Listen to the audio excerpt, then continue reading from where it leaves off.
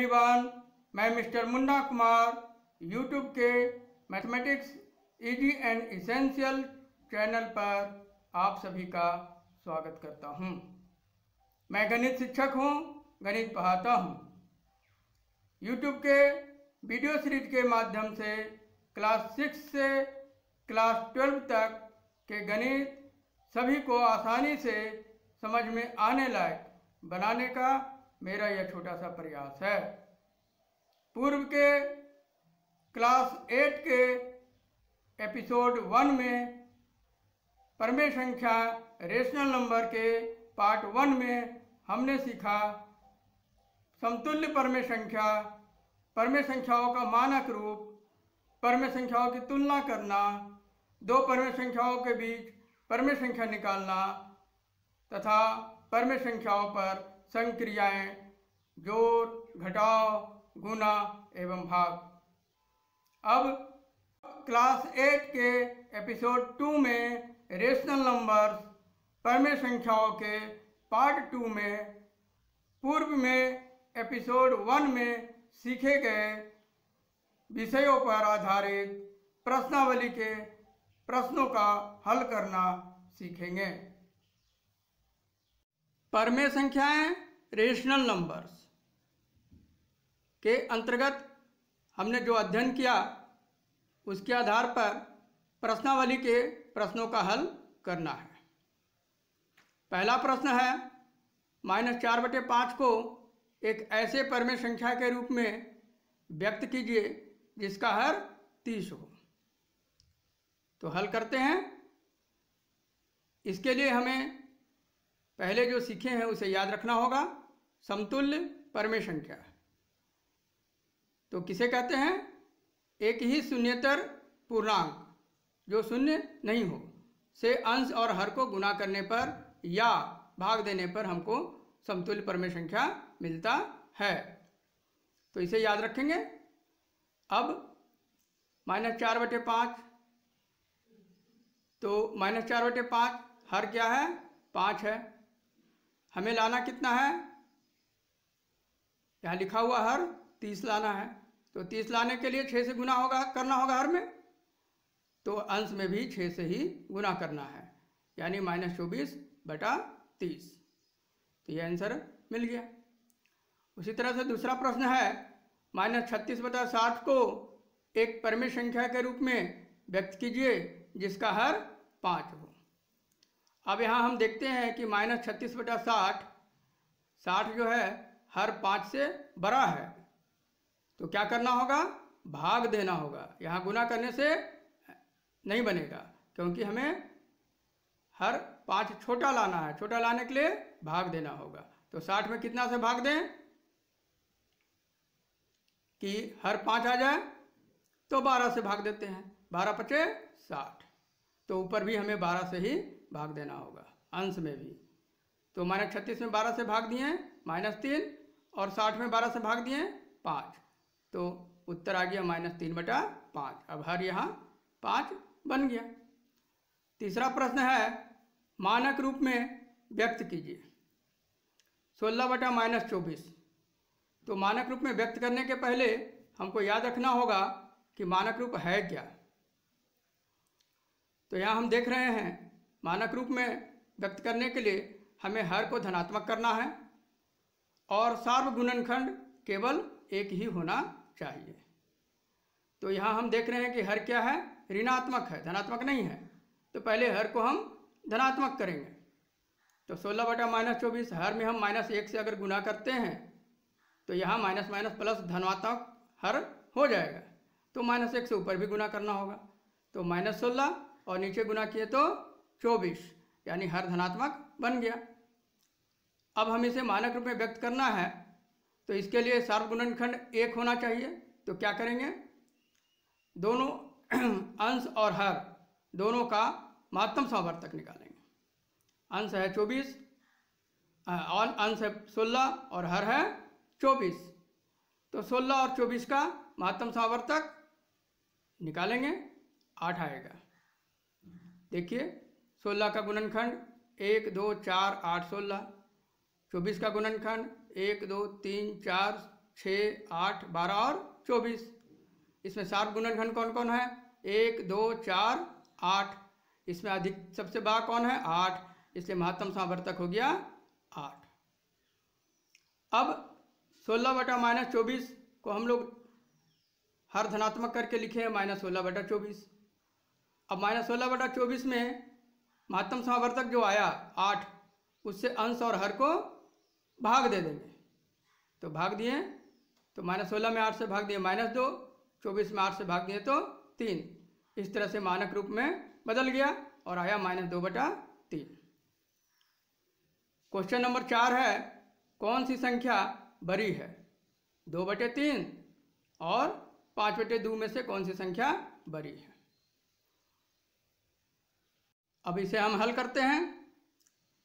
तो इसके लिए हमें संख्याओं की तुलना ध्यान में रखना होगा।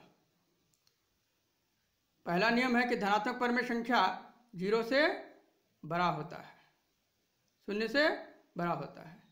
ऋणात्मक पर में संख्या 0 से छोटा होता है। धनात्मक पर में संख्या ऋणात्मक पर में संख्या से बड़ा होता है। और अगर दोनों ही धनात्मक हो या दोनों ही ऋणात्मक पर में संख्या हो तो क्या करना होगा? तुलना करने के लिए पहले हर को धनात्मक करना होगा और फिर हर को समान करना होगा। इस नियम को याद रखें। अब आगे देखते हैं। सबसे पहले हम लोग दोनों पर में संख्या के हर 3 और 2 का लघुत्तम समावर्तक निकालते हैं। हम यहाँ देख रहे हैं कि दोनों का हर धनात्मक पहले से है, तो हमें धनात्मक करने की आवश्यकता नहीं है, इसलिए हम लोग पहले लघुत्तम समावर्तक निकाले तो आया 6। अब 2/3 बराबर, अब लघुत्तम समावर्तक जितना भी आया उसे हमें क्या करना है? हर के बराबर में लाना है, यानी हर इसका 3 है, लाना है 6। तो क्या करेंगे? 2 से गुना कर देंगे, 3 दूनी 6 आ जाएगा। तो अंश में भी हमें 2 से गुना करना होगा, तो 2 दूनी 4 आ जाएगा। तो आंसर आ गया 4/6। उसी तरह से 5/2 का हम करेंगे तो 5/2 में हर क्या है? 2 है। हमें लाना है लघुत्तम समावर्तक 6 के बराबर। तो 2 को कितना से गुना करना होगा? 3 से गुना करना होगा। तो 3 से गुना करेंगे हर में, तो अंश में भी करेंगे 3 से गुना। 5 तिया 15, 2 तिया 6। इस तरह से ये बन गया 15/6। अब हम देख रहे हैं कि दोनों का हर समान आ गया। इसका हर 6 है और इसका हर भी 6 है। तो अंश पर ध्यान देंगे। अंश में इसका 4 है, इसका 15 है। तो 4 छोटा है और 15 बड़ा है। तो लिखेंगे 4 छोटा और 15 बड़ा। अब 4 किसके बदले में आया है? 4/6 पूरा लिख देंगे। इसका 4/6 छोटा हो गया और 15/6 पूरा लिख दिए। अब जो 4/6 हम लाए हैं वो किसके बदले में आया? 2/3 के बदले में आया। 2/3 का ये समतुल्य परमेय संख्या है। तो यहाँ पर लिख देंगे 4/6 की जगह पर 2/3। और 15/6 जो है वो किसका समतुल्य परमेय संख्या है? 5/2 के है। तो यहाँ लिख देंगे 5/2। इस तरह से हम देख रहे हैं कि 5/2 बड़ी संख्या है। तो यहाँ आंसर आ गया 5/2 बड़ी है। अब प्रश्न 5 की ओर जाते हैं। प्रश्न 5 में है, संकेत बड़ा छोटा बराबर से चुनकर रिक्त स्थान को भरिए। तो यहाँ पर है -2/3 और यहाँ खाली जगह है और इधर है 5/-8। अब ये कौन बड़ा है कौन छोटा है या बराबर है, इसको हमको समझना है। तो सबसे पहले हर देख रहे हैं। इसमें हर एक संख्या है -2/3 जिसका हर धनात्मक है। दूसरा संख्या है 5/-8 जिसका हर ऋणात्मक है। तो सबसे पहले इसके हर को धनात्मक करेंगे। तो इसके लिए -1 से हर में गुना किए और -1 से अंश में भी गुना किए। तो अंश आ गया -5 और हर आ गया 8। तो -5/8। अब दोनों का हर, एक का हर 3 एक का हर 8, ये दोनों हर का लघुत्तम सावर्तक निकालते हैं। तो कितना आएगा? 24 आएगा। अब पहला संख्या है -2/3, इसके हर को हमें 24 करना है, जितना लघुत्तम सावर्तक आया। तो 24 करने के लिए 8 से गुना करेंगे हर में, 8 तिया 24, तो अंश में भी 8 से गुना करना होगा। तो मिलेगा हमको 8 दूनी 16 -16, और हर में मिलेगा 8 तिया 24। इस तरह से -16/24 प्राप्त हुआ। दूसरा है 5/-8, जिसका हर धनात्मक करके हम यहाँ पर लाएं -5/8, तो यहाँ लिखेंगे -5/8।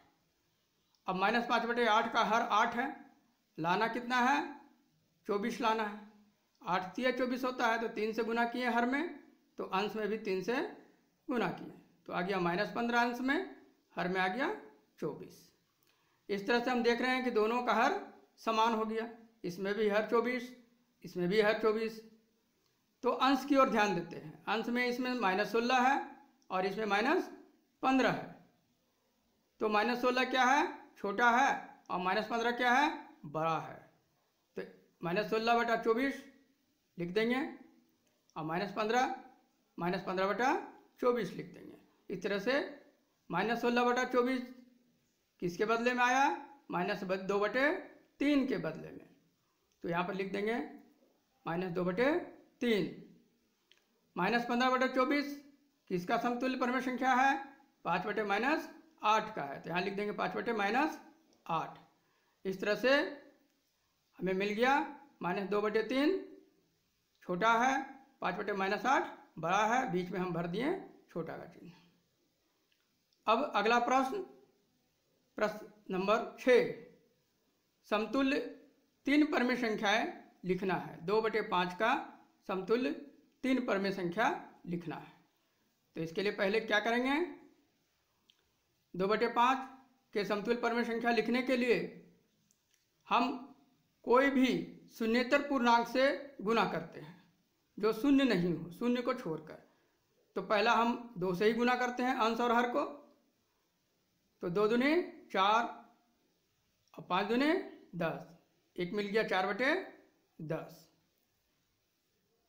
फिर हम 2/5 को अंश और हर दोनों को 3 से गुना करते हैं।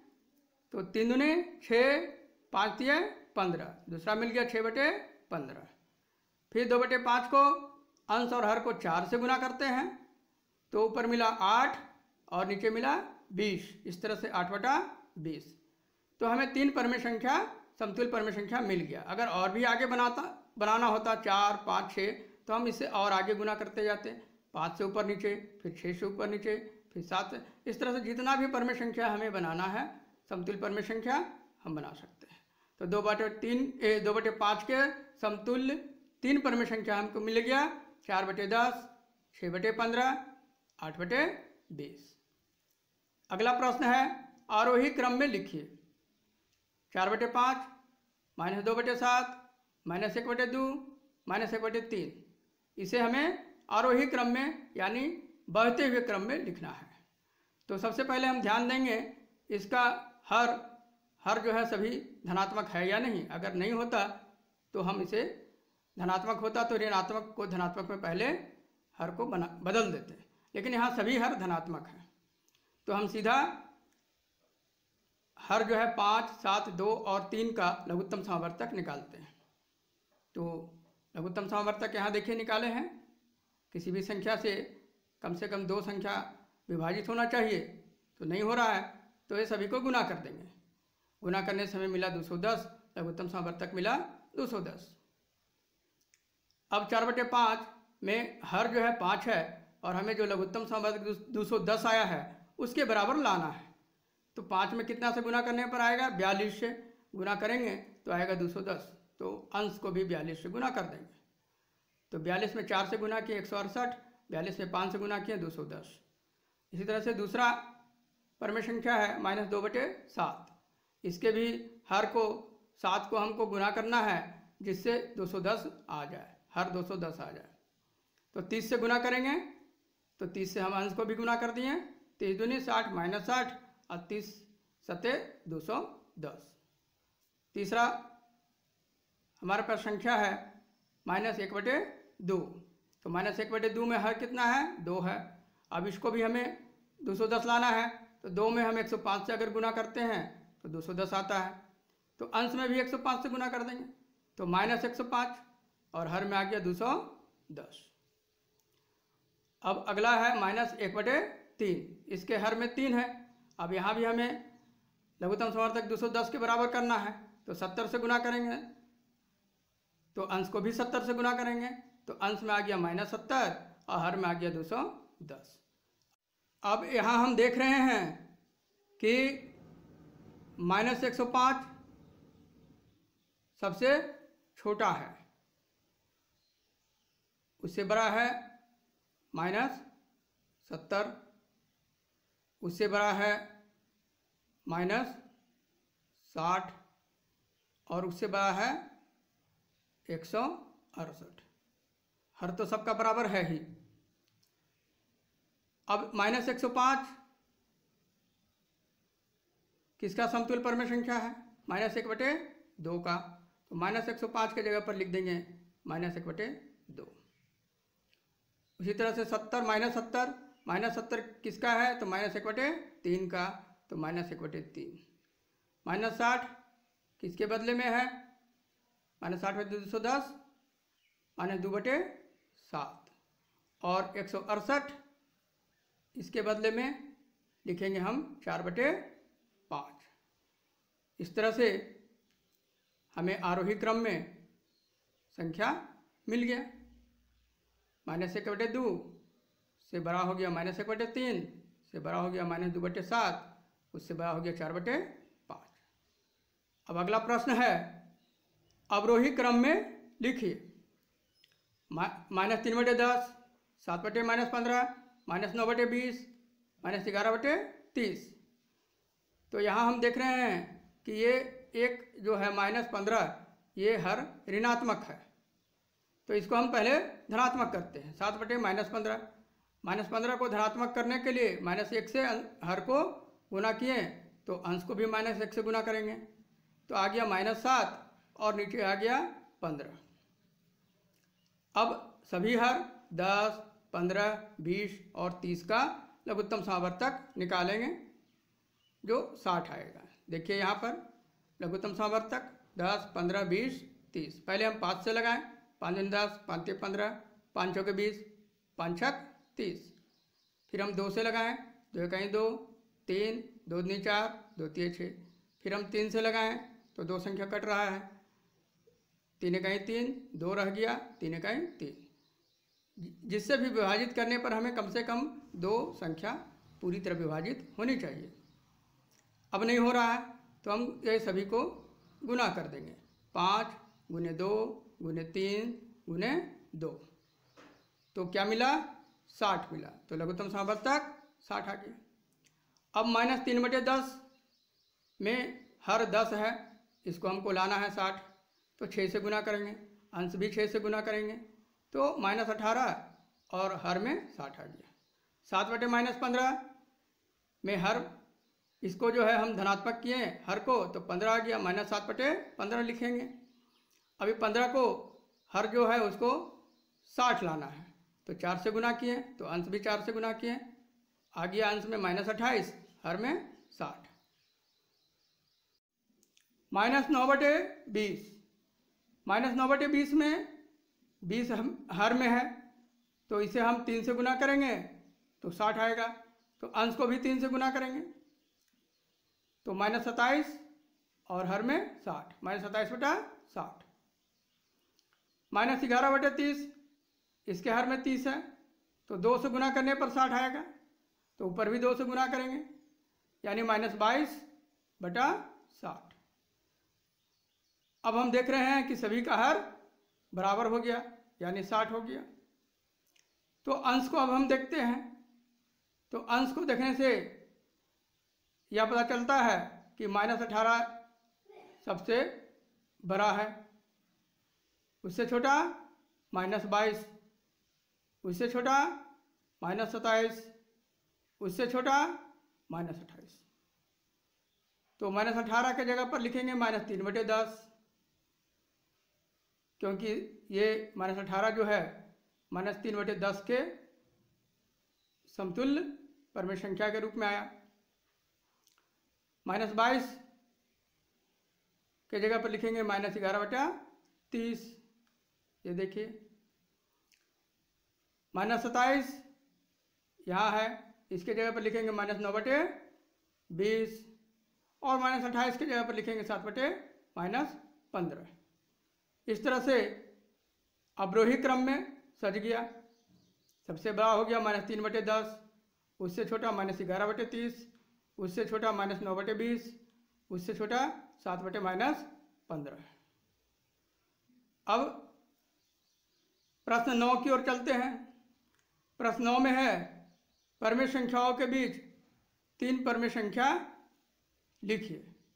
यहाँ परमेय संख्या है -1 और 0। हल करते हैं। इसके पहले हमें ध्यान में रखना है कि 3 परमेय संख्या निकालने के लिए पहले क्या करेंगे, हर को समान करेंगे और फिर समतुल्य परमेय संख्या के रूप में लिखेंगे। अब यहाँ पहला है -1, इसमें हर कुछ नहीं है तो 1 माना जाता है, -1/1। दूसरा है 0, इसमें भी हर कुछ नहीं है तो 1 माना जाता है, 0/1। अब दोनों के बीच में हमें 3 परमेय संख्या लिखना है तो इसके अंश और हर को कितना से गुना करें, तो यहाँ हम 4 से गुना करते हैं। 4 से गुना करने पर ऊपर में -4 आ जाएगा और यहाँ पर 0 आएगा, तो -4 और 0 के बीच में 3 परमेय संख्या हमके मिल जाएगा, -3, -2 और -1। इस तरह से अब -1 को हम क्या करते हैं, -1/1 लिखे हैं, इसको हम 4 से अंश और हर को गुना करते हैं तो -4/4। 0, इसके बदले में हमने 0/1 लिखा, इसे भी हम अंश और हर को 4 से गुना करते हैं तो मिला 0/4। इस तरह से -4/4 और 0/4 ये दोनों के बीच में 3 परमेय संख्या मिल गया, -3/4, -2/4, -1/4। तो -4/4 किसके बदले में आया है, -1 के बदले में, तो यहाँ -1 लिख दिए। 0/4 किसके बदले में आया है, 0 के बदले में, तो यहाँ 0 लिख दिए। इस तरह से -1 और 0 के बीच में 3 परमेय संख्या प्राप्त हुआ, -3/4, -2/4 और -1/4।